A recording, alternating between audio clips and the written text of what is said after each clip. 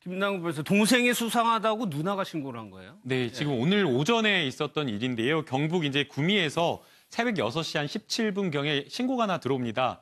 이 용의자로 되는 그 동생, 남동생이 차량에다가 무엇인가 짐을, 트렁크에다가 무엇인가 짐을 싣는데 이 누나가 보니까 이게 좀 이상하다라는 겁니다. 이 당시에 이제 동생은 이불에다가 뭔가 이렇게 둘러싸가지고 이 무거운 뭔가 이렇게 아주 무거운 뭔가를 이렇게 트렁크 속에 싣는 모습, 그런 모습이었는데요.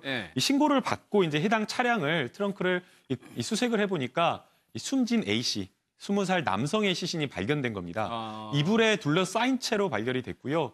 이불을 이제 둘러싸인 거를 이제 헤쳐 보니까 그 남성이 온몸에 멍이 들어 있었다는 겁니다. 얼굴, 다리, 뭐 등 이런 데에 멍들이 많았다라고 하고 있고요.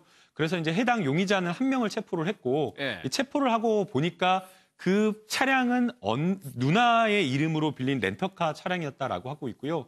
그리고 이제 그 경북 구미에 있는 원룸에서 이 20대 초반의 남성 3명이 살았다라고 지금 하고 있기 때문에 현재 체포된 1명, 그리고 나머지 지금 용의자라고 함께 살았던 사람이 무엇인가 조금 이렇게 의심스러운 어떤 그런 정황이 있기 때문에 나머지 용의자 2명을 지금 도주한 2명을 체포하려고 한 상황입니다. 일단 동생을 체포했기 때문에 수사가 그렇게 어려워 보이지는 않는데 경찰 얘기를 좀 한번 들어보겠습니다.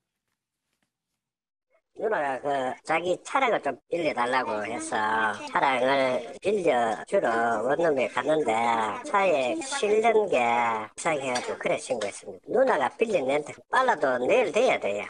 자기는 가담이 안 됐다. 그러면서 자기가 우리가 수사를 하고 있으니까 자기가 왔어요. 그 내용은 다 알고 있지. 그 안에 있었으니까. 그거는 수사 중이기 때문에 말씀드릴 수 없습니다. 공공관계에도 지금 수사 중에 있습니다. 그래서 뭐 어떻게 만나서 어떻게 하는지 지금 파악 중에 있어요. 어떻게 모여서 어떻게 생활했고 어떻게 했는지 그거는 지금 조사 진행 중입니다.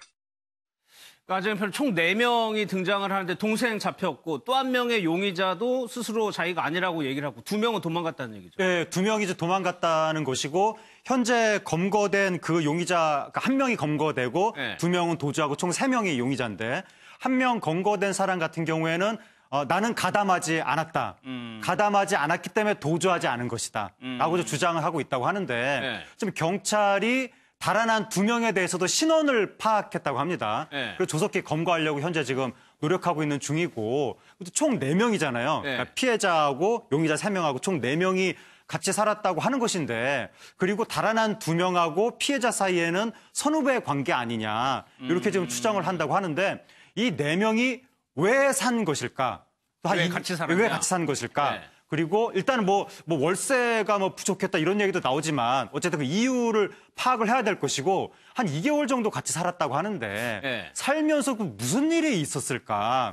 그리고 피해자 몸에 뭐 여기저기 멍이 들어 있었다고 하는데 그렇다면 상습적인 폭행이라든가 그게 혹시 또 뭐 집단 폭행이라든가 이런 것이 있었는지 이런 부분을 지금 종합적으로 경찰이 조사를 해야 될 것 같은데 현재 붙잡힌 1명 같은 경우에는 나는 가담하지 않았다라고 하면서 자세한 이야기는 아직은 하지 않고 있는 것 같습니다. 아직까지 지금까지 나온 내용으로 보면은 월세는 사망한 피해자가 부담을 하고 있었고 체포가 됐고 2명은 도망을 갔고 맞습니다. 외상은 좀 폭행의 흔적이 있고. 근데 저는 이제 4명이 같이 산 것도 궁금하고. 그러니까 아직은 그게 밝혀지지 않았어요. 왜 같이 살았냐는 말이죠. 그렇죠. 그게 이제 궁금하죠. 4명의 남자가 원룸에서 같이 산다? 그럼 방이 넓은 것도 아니잖아요. 그렇죠. 뭔가 이게 선후배 관계라고 하는데.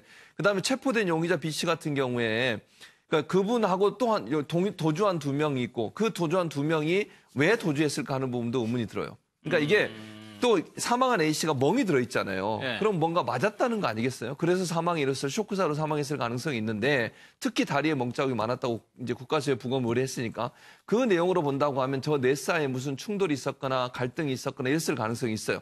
예전에 이제 저는 저걸 보면서 무슨 생각이 들었냐면 예전에 우리가 사건 하나 다루면 여성도 한 명이 저런 형태로 사망한 적이 있었잖아요. 그때도 그 여성을 집단으로 폭행해가지고 문제가 발생했었거든요. 그래서 이 사건도 아마 비슷한 사건이 아닐까. 뭐 돈에 관련된 문제든 아니면 갈등이 있었던 문제든 집단으로 한 사람을 폭행해서 아마 사망에 이르게 하지 않았을까 하는 그런 추측이 되는데 일단은 부검 결과가 나와보고 2명을 지금 신원은 확인됐다고 그러거든요. 그러니까 붙잡지 못했지만 도주 중인 2명의 신원이 확인됐으니까 빨리 잡아서 진술을 받아내야 될 것 같습니다. 그러니까 머지않아 잡힐 것 같은데 도망갔다는 2사람들. 일단 이 관계된 사람들이 2명이 있기 때문에 어느 정도 사태는 경찰이 파악하고 있을 것 같아요. 네, 일단은 체포된 용의자 B 씨의 진술에 의해서 어느 정도는 이제 경찰이 알 수 있을 것 같고요. 제일 중요한 건 이제 부검을 해야 사인이 정확히 나오니까.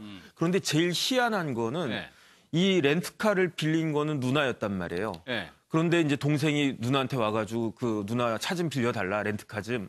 그런데 누나 오지 말고 그냥 자기들끼리 했으면 이게 드러나지 않았을 가능성이 많은데 네. 누나가 있는데 시신을 갖다가 옮긴 거란 말이죠. 근데 누나가 딱 봤는데 이상한 짐이 옮겨지는데 아무리 봐도 저 안에 사람이 들어있는 것 같다 해가지고 경찰에 신고를 갖다 한 거거든요. 네. 참 희한한 여러 가지 정황들이 많아서 이거는 이제 용의자들 다 잡히고 네. 피의자들 잡히고 해가지고 사건 전모가 드러나야 될 것 같습니다. 그 들키는 과정이 너무 허술했다는 말씀. 너무 이상하죠. 네네. 알겠습니다.